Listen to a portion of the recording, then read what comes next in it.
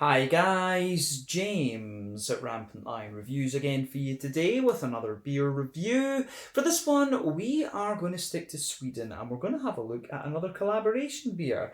So this one comes from two breweries that have featured on the channel many times before, albeit the home brewery quite a few more times than the away brewery, I guess we can say. But the beer that we're having a look at today is a style that I know both of these breweries can do very well. So I have to say, I'm quite curious to see what happens when they put their heads together. So yeah, hopefully this is another good beer. Hopefully it makes for an interesting review. And as always, I hope that you guys enjoy my take on this one as well. So yeah, for this review then, we are going to head up towards Gothenburg once again. Göteborg, as you would say in Swedish, the Swedish craft beer capital up there on the west coast. Got to get that Gothenburg catchphrase in when we're reviewing Gothenburg beers because it is just channel tradition these days. We're going to go a little bit to the east of the city, out to Landvetter, and for the home brewery, we're going to have a look at another beer from the wonderful Dugges Bryggeri. So this particular beer is called Big Skull Idjit. It comes in at 12.4% ABV, and this one is an Imperial Stout. So this beer has been done in collaboration with Electric Nurse, who are one of the numerous gypsy, phantom, whatever you want to call them, breweries operating in the Gothenburg area. It is an Imperial Stout, and they're describing this one as a rum and red wine barrel-aged Imperial Coconut Stout. So yeah, this should be pretty good. So basically, as far as I can figure, this beer is a blend of the Dugges Big Idjit and also the Electric Nurse Dark Skull, both of which have featured on the channel before, and then they've aged this blend in rum and red wine barrels and then blended it together once again. So yeah, this should be very, very interesting actually. But this beer was released as part of the Tillfälligt assortment through Systembolaget here in Sweden in the middle of February 2022. So yeah, this should be pretty interesting. Part of Dugges Bryggeri's future series, of course, as well, which is their big barrel aged series. But yeah, definitely cool to return to these two kind of iconic Swedish Imperial Stouts once again. So hopefully it lives up to the expectations I would have based on those other two beers. So let's crack on then and see how we go. So as always with my reviews then, I'll tell you a little bit about both the breweries involved here before we taste the beer. If you want to get straight to the tasting as well, just fast forward. All the usual links are in the video description below. That's the brewery websites, the link to my other reviews that I've done both from Dugges Bryggeri and from Electric Nurse, and we will no doubt return to both of these breweries at some point in the near future. But there's all the usual social media down there. If you want to see more reviews, do please consider subscribing to the channel. The whole channel, of course, has a geography-based tagging system, so you can go into the homepage and search for beer based on country, city, state, county, province, prefecture, whatever it is you happen to be interested in.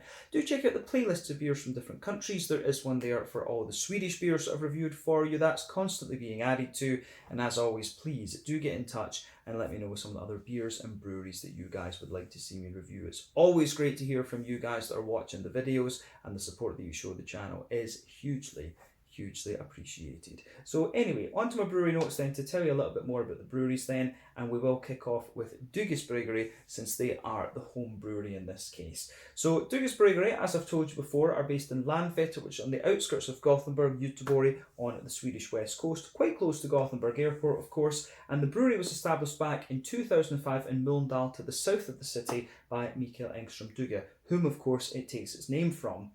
But a few years prior to this, Mikael had met an Englishman who was selling second-hand breweries, and this really got him thinking about brewing his own beer. So he studied the admittedly very complex Swedish alcohol laws at the time, he visited various breweries around the country, and then started buying up equipment to put together his own brewery. And all of this effort culminated with the opening of the first brewery in Mölndal back in 2005. Fast forward a few years to 2009, the brewery had outgrown their original brewery, and then they moved up to Landvetter the following year in 2010. So the older brewery had a capacity of 1,500 hectolitres per year, or 150,000 litres in other words, but the new brewery started off with a capacity of 8,000 hectolitres, or 800,000 litres, and this has been more than doubled in recent years. But over the years, the brewery became well known for their fruit and sour beers. That was what they really focused on more in the early days. There was a point where this brewery was known as Dugges Öl och Porterbryggeri. But in more recent times, they've started changing it up a little bit and brewing some kind of New England IPAs, West Coast IPAs, and they've also got the barrel aging program these days too. But they've got various different series of beers. I mean, they've got the Fresh and the Crush, which are New England IPAs, the Bite, which are the West Coast IPAs. They have the Future series, like this one, which comes from the barrel aged side of things. I think they've got a series called Mega, if I remember rightly, which are really heavy Imperial Stouts. But yeah, they're always doing different stuff.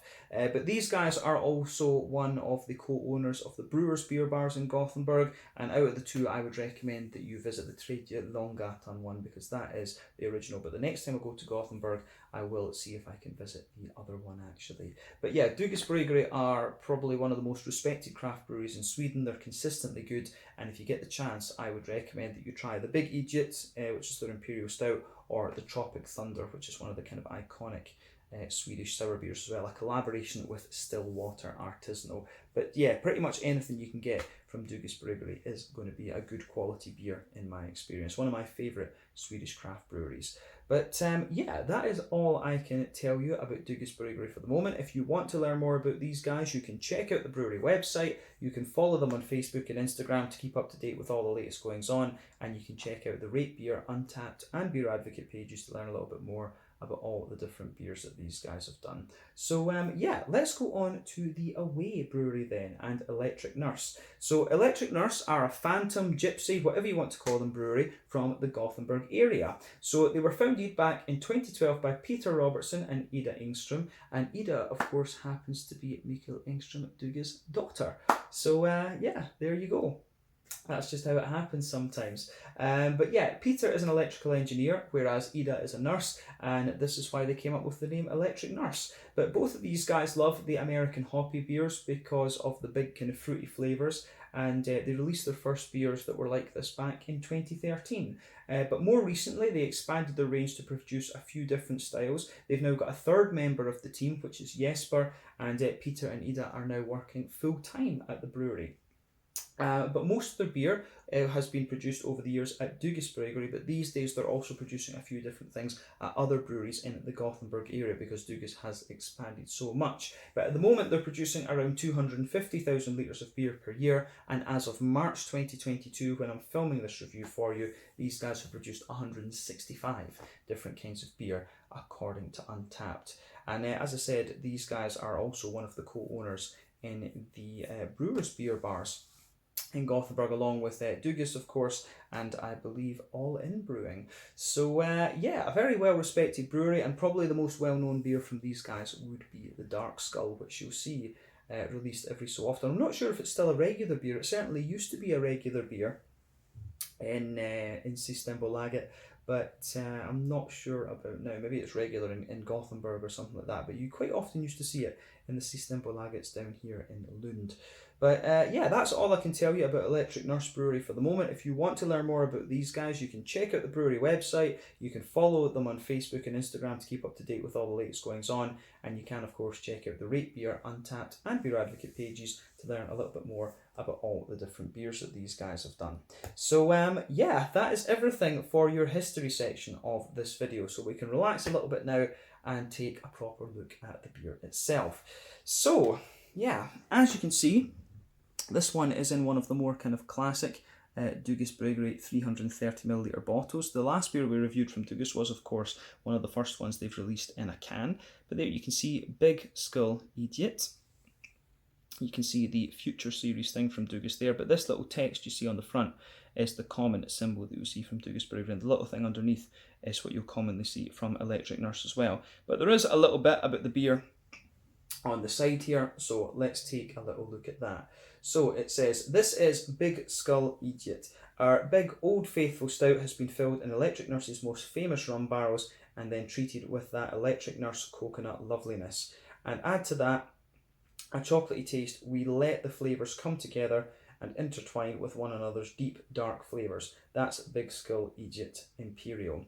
So yeah, maybe this one isn't exactly a blend as I kind of described it earlier. But yeah, maybe they've just used a little bit of the same coconut that's gone into the Big Skull. But yeah, I don't know. If they called it Big Skull Idjit, I would have thought then maybe it's a blend of the Big Idjit and the Dark Skull from Electric Nurse. Then they've put it into the two different kinds of barrel, and then blended up all the aged beer. Actually, that would be the most logical thing to me. But whatever it is, I'm sure it will be pretty good. But you can see, plain bottle cap on this one, I believe I paid 70 Swedish kronor for this. So at 12.4% ABV as a big Imperial Stout, barrel aged as well, I don't think that's too bad. So that works out as about €7, £6 sterling, somewhere in the region of $8 American, I'm guessing. But yeah, 330 milliliter bottle, this one, and as I said earlier, it was released at some point in February 2022 as part of the Tillfälligt assortment. So yeah, let's get this guy out and we'll get on with the tasting then. I'm very, very curious to see what this is going to have in store for us. Now, I'll say that, historically speaking, I've not been a great fan of red wine barrel-aged beers that haven't been sours. Rum barrel aging I do enjoy. Cognac barrel aging is also quite interesting. The grappa barrel aged beers that I've had have also been very, very nice. But yeah, I have to say, red wine barrel aging is not something that I've been that fond of outside of sour beers when it comes to Imperial Stouts. But yeah, should be quite interesting nonetheless. But let me just line that up again for the video, and we'll get this guy. We've already got it out and into the glass, but we'll take a look at it properly. So yeah, this is quite interesting. I'll tell you straight away, as soon as you open up this beer and you get it out into the glass, you can smell that coconut. So yeah, you can see little bits of it kind of floating around in the beer as well. There's a few little bits kind of just floating on the surface there. So yeah, that is quite nice. But anyway, as you can see, the beer poured with pretty much no head to it, and if I sugar the beer around, you can see little bits of coconut just kind of floating on the edge of the glass there. Just look at that. You can see it's leaving a little bit of a kind of trace. Crazy, absolutely crazy. But yeah, looks like pretty much as you would expect from an Imperial Stout, this one, to be honest with you. So yeah, there's one or two big bubbles sticking toward the side of the glass. There's a few little ones going up toward the bottom of that head there. But I mean, overall, it does look pretty damn nice. Yeah, in terms of the colour of the beer then, I think it's fair to describe this one as a lovely sort of dark ebony rosewood colour. It's actually got a little bit more of a kind of chestnutty tint to it on the naked eye in comparison with other Imperial Stouts that we've had recently. I'm not sure how well that's going to show up on the camera right enough. But yeah, it's definitely got a little bit more of that more kind of very dark chestnutty type vibe to it. But yeah, not really any visible carbonation on this one, just one or two big bubbles at the bottom and a few little ones going up toward the top. But in terms of what you would expect from an Imperial Stout and its appearance, I'm not really surprised at this one at all, to be quite honest with you. It certainly looks very, very nice. So it gets a big thumbs up from me in terms of its appearance. I wouldn't expect anything less of that. But remember, the colour of your beer depends on 1, the type of malts that you use. That goes a long way to determining your EBC rating. 2, the length of your wort boil plays a role, because the longer you boil the wort, the more the sugar's caramelised, thus you get a darker colour of beer. Any barrel aging that you do or any adjuncts that you put in will affect the colour of the beer to a certain degree. But with a big Imperial Stout like this, it's quite difficult to do that. Although I do wonder in this case, let me just have a little look at this. So this one, it says on the side here, this one is an all barley malt Imperial Stout, although obviously you've got the coconut in there as an adjunct as well. But I don't think the coconut's really going to affect the colour of the beer all that much, to be quite honest with you. But yeah, anyway, it looks the part. Let's take a closer look at the aroma and see how we go with it. Oh, that's just crazy. Now, it's really interesting, this one. So, you can smell a lot of the barrel in this. That's the first impression I have of it. You can smell a lot of the barrel in this one. But above that, it actually just smells like a quite milky, like an Imperial milky coconut stout. It's kind of like quite smooth, silky and sweet in a lot of ways. But yeah, you do get a little bit of the wine barrel showing its head in this one. So I really like how that side of things goes together in this beer. So yeah, it gets a thumbs up from me. Actually, I really like how this one how this one goes about its business in that sense. The aroma of this, I will say, is pretty damn nice. So yeah, let's try and break that down for you a wee bit more and just describe it properly. So, yeah, backbone of the beer then, you get that lovely big vanilla oaky character, that lovely big oaky vanilla character from the rum barrel there. I really like how that goes together. Yeah, lovely big oaky rum barley note in there. There's a good bit of vanilla in there, but above that you can smell those sweet brown sugars, that sugar caney stuff from the rum. It smells absolutely lovely. If you take the aroma in a little bit more deeply and further forward on the nose, you can smell the wine barrel aged thing. You do get a little bit of that sharp red wine vinous type thing coming out of this one at the front of the nose. But yeah, the backbone of this beer is 100% more of the rum barrel, in my opinion. But yes, it's like the rum barrel is the backbone of the beer, but then on top of that, the red wine barrel is just it's just adding a little bit of sharpness and things to it. So I really like how that goes together. It's very, very nice. Yeah, on top of that, as I say, it comes across actually like a very big, smooth, creamy, coconutty milk stout sort of thing. So I really like how all of that I do really like how all of that goes together in this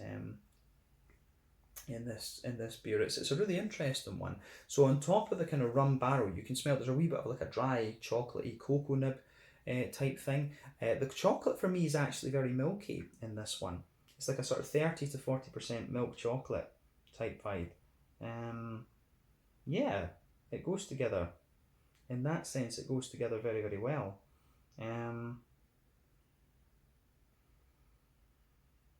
Yeah, the way that goes together, I think, is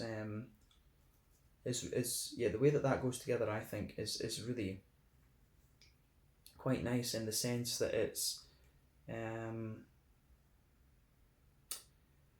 it gives you that really kind of, on top of the kind of sweetness of the rum, you've got that smooth, like 30% cocoa, milk chocolatey type thing.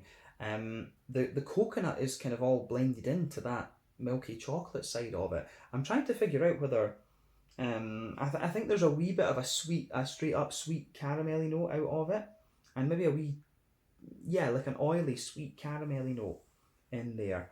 But yeah, the way that all goes together, I think, is pretty nice. I have to say, it is really kind of pretty nice in that sense. So yeah, it's a very smooth and very silky beer a lot of the time in the way that it goes about its business. But it's quite straight shooting, as I say. The rum barrel wood, the white, the oak, the little bit of vanilla in there, the kind of rummy brown sugars on top of that. You've got a very smooth kind of 30% milk cocoa chocolate in there. Then on top of that, you get the kind of coconut embedded into that chocolate. Then you've also got the sweet kind of caramelly brown sugars coming out of it as well. But yeah, the way that all kind of pieces together is quite nice in this one. I'm curious to see how that's going to come out in the flavour. But you do, at the top of the nose, you get that kind of red wine barrel sort of thing coming out as well, that kind of sharper vinous quality. On the hoppy side of things, I don't think there's too much to report on that side. I mean, if it's barrel aged, a lot of the hoppy character is going to have dropped out of the beer. It doesn't say, incidentally, how long it's been barrel aged for, but I mean, there's a little hint of earthiness in there, there's a wee touch of floral note, and there's also a little bit of a light sort of grassy character in this one. So yeah, the hoppy character for me is very muted, I guess we could say. A lot of it's dropped out, but there is definitely a little bit of it there. But on the fruity side of things, yeah. Apologies about that, guys. My phone ran out of memory because I forgot to delete some of the older videos. So yeah, that's why you've got an edit there. But anyway, as I was saying, we were talking about the fruity side of this beer. So like I said, you do get a bit of that kind of sharp red wine vinous type vibe out the beer, but underneath that there are a few other kind of fruity things going on. So there's definitely a wee touch of a kind of sharper raisin in there for me. There's a wee bit of a kind of juicy figgy character, and you've also got You do get a little bit of a kind of black curranty sort of vibe to it as well. Yeah, but the fruity side of things for me is actually quite soft, but then the red wine barrel on top of that just gives you the sharper vinous. So yeah, it's a little bit difficult to distinguish between that kind of raisiny character I was talking about, but also the the kind of the figgy and the black curranty notes.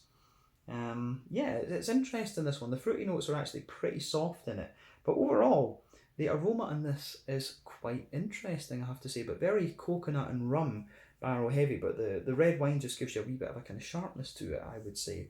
So yeah, as I always say, take a little bit of time to enjoy the aroma of these beers before you get stuck into them, but I think it's about time that we had a taste of this one. So yeah, this one is the Big Skull Idjit, a 12.4% Imperial Stout from Dugges Bryggeri in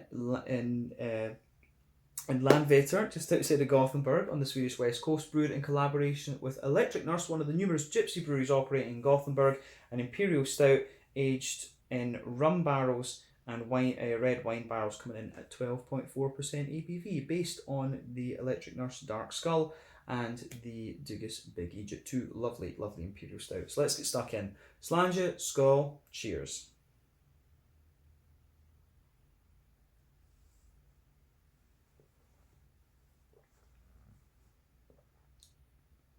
Ooh, that is pretty nice.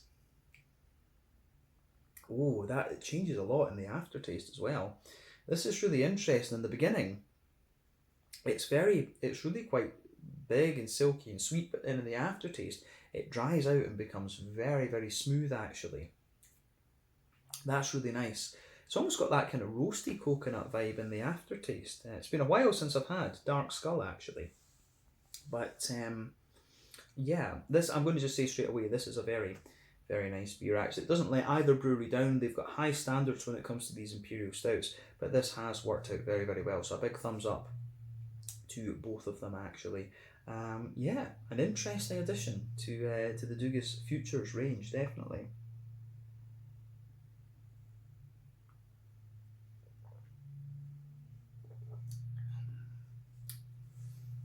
Yeah, and I have to say, the other thing I'd say about this on first impression is that it wouldn't, the red wine barrel, if I didn't know it was there, and the aroma, of course, as well, it's not overly obvious, I don't think. Yeah, this is just a bit, it's a really nice, very silky, very big, drinkable, but well, sippable, I think we should say. It's a big beast. It's a lovely, just sippable Imperial Stout. This one gets a big, big thumbs up from me. I like it. I definitely like it.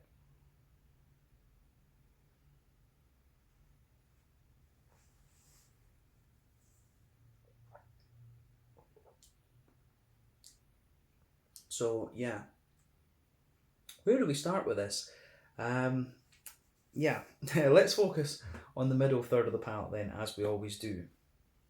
So yeah, backbone of this beer, I do get a little touch of, roasty toasty black malt in that very base of the beer, but then that's kind of smoothened out by the barrel aging side of things. And as I've explained in previous Imperial Stout reviews, for me, barrel aging always takes away a little bit from the mouthfeel of the beer, but it gives you a lot of infused flavour. So you can kind of feel that going on here. You can feel that roasty toasty black malt backbone, but at the same time you can feel the kind of the smoothness of the oak, just balancing all that out. On top of that kind of smooth oaky character as well, of course, you've got the kind of nice rum brown sugars coming out of it. But just as you as you move toward the front of that middle third of your palate, you get a few kind of vanilla elements coming out of the beer as well, which I also really like.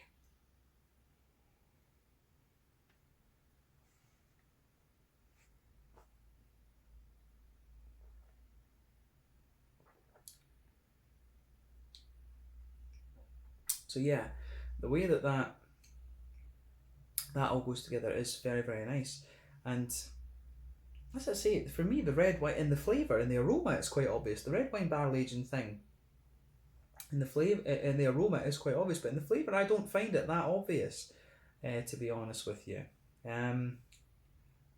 Yeah, I think the slightly roasty toasty side of this beer is coming from the Dugges Big Idjit, because I remember that being a bit more of a kind of old school roasty toasty Imperial Stout, but the Dark Skull was a little bit smoother, of course, because of the kind of coconut elements and things like that in it. But so it's found a really nice medium, I think, between these two, between these two different Imperial Stouts actually. But yeah, I like this. I really do like this. It's definitely a beer that gets you thinking as well, which I like. After after 3,200 reviews, you want beers that are going to make you think a little bit. So we need to bear that in mind too. But yeah, sitting on top of those kind of rum brown sugars that we've said, there is maybe a wee tiny touch of a kind of brown bready character. I do get a little bit of breadiness out of this beer, but then on top of that, you get the chocolate side of things. And the chocolate, I don't find there to be too much of a polarity with the chocolate on that middle third of the palate, if you like. It's actually fairly uniform. I mean, toward the back of that middle third of your palate, it's maybe slightly higher cocoa, like a sort of 40% cocoa kind of thing. You do get a wee bit of that drier kind of cocoa nibby type vibe out of it, but as you move further forward across that middle third of the palate, it gets a little bit kind of lighter. It gets a little bit lighter and kind of sweeter in a sense. So you start to get about a kind of 30% cocoa chocolate out of it, and also a few vanilla elements in there as well. On top of all of that, I do get a little kind of circle of kind of brown sugar in there too, but within the chocolate, I think the coconutty flavours are kind of embedded within that slightly bready layer, and the kind of chocolatey note coming out of it as well. So yeah, I do like how that goes together in this one.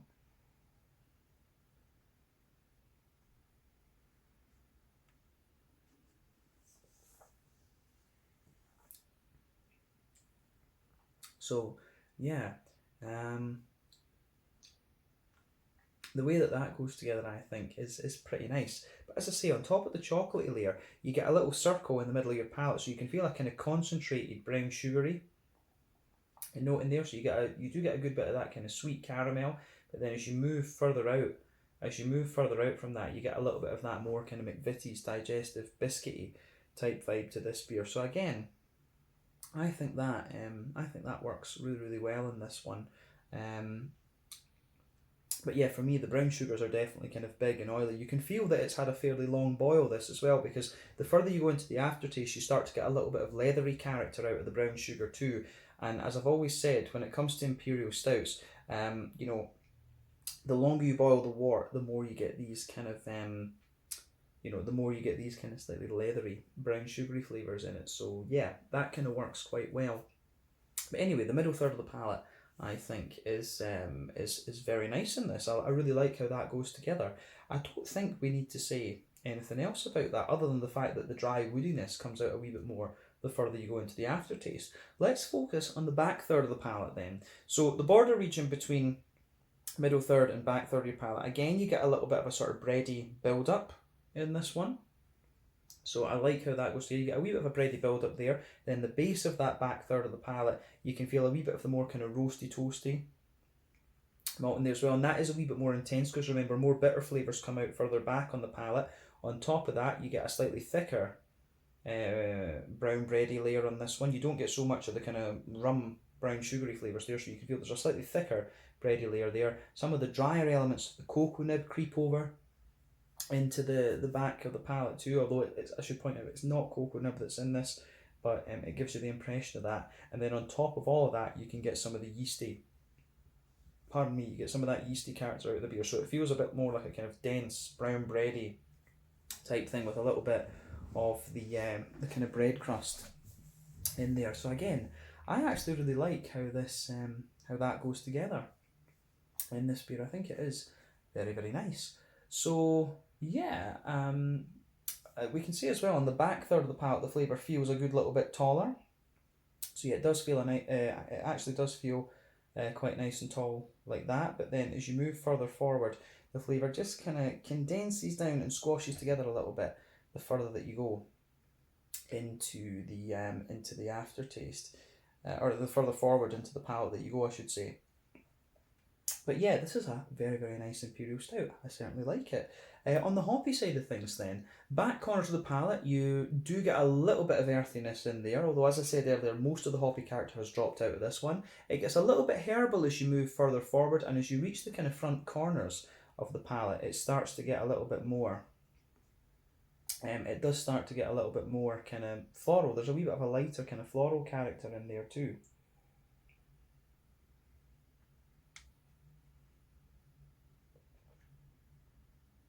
So yeah, nice little bit of a lighter kind of floral thing in there. Then round the front curve of the palate, it's a little bit lighter and kind of grassy. So yeah, the way that works out is quite nice actually. Yeah, a little bit of floral note in there, and a little bit of a kind of lighter grassy type vibe to it as well. But yeah, most of the hoppy character has dropped out of this because of the fact that it's a barrel aged beer. So yeah, that is quite interesting. Don't think we need to say any more about the hoppy side of things, but let's focus on the front third of the palate and the fruity side of the beer. So the border region between front third and middle third of your palate, again, you get a little bit of a bready build up in there, and then the base of that front third of your palate is a nice kind of smooth woody note. And I would say you can get little hints of the red wine barrel aging underneath that, because you can feel just a little bit of the kind of grapey character sitting on top of that smooth but dry wood. On top of that, of course, you get a nice little bit of the oily bubble where the fruity juicy esters push their way out of the beer. So let's focus on that side of things for the moment.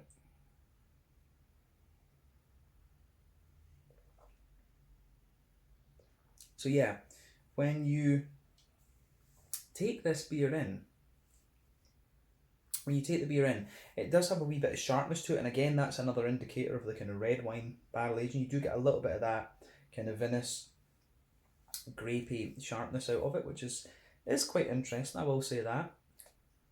So yeah, that is, I have to say that is quite nice. But yeah, the way that all goes together, I think works quite nicely. But then the base, if we go to the back half of that front third of your palate, you do get a little bit of a kind of figgy, but then still kind of red grapey vinous sort of thing. It does actually remind me a little bit of some of the cognac barrel aged beers that I've had, but you do get a little bit of that kind of figgy, cakey sort of thing. And then as you move further forward into the front half of the front third of your palate, then it's got a little bit of a more kind of dry black curranty type vibe to it. So yeah, that's quite interesting. In fairness, I think that dry kind of fruity character you get out of this really lingers there into the aftertaste. But I will say, I say dry fruit, but at the same time it does develop a wee bit of oiliness, and toward the back of that front 30 palate, as I said, it's got that little bit of red wine vinous type character. So quite a complex beer, this one, in a few ways. But yeah, I think we can leave it at that in terms of describing the flavour of this one. It's really very nice, this, but it's a very thick, it feels like a very, very heavy Imperial Stout, this beer, actually. So yeah, let's focus on the mouthfeel then, just to round off this video.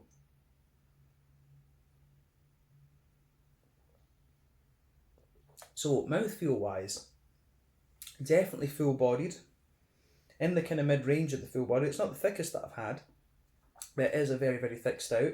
The carbonation is pretty much non-existent.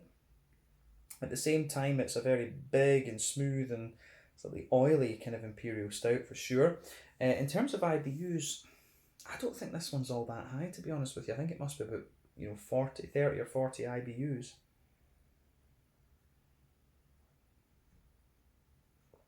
So yeah, about a 30, 40 IBU beer, this one, if that. It could be even less. The malt base, as we said, it's got that lovely smoothness from the wood in the barrels and stuff like that. You've got a little bit of kind of roastiness in it, but mainly it's a big, smooth and kind of sweet leaning Imperial Stout. This one is actually quite savoury in some ways as well, I guess we could say. And then the fruity side of things, it's got a little bit of the sharpness from the red wine barrel aging, but that's very, very minimal.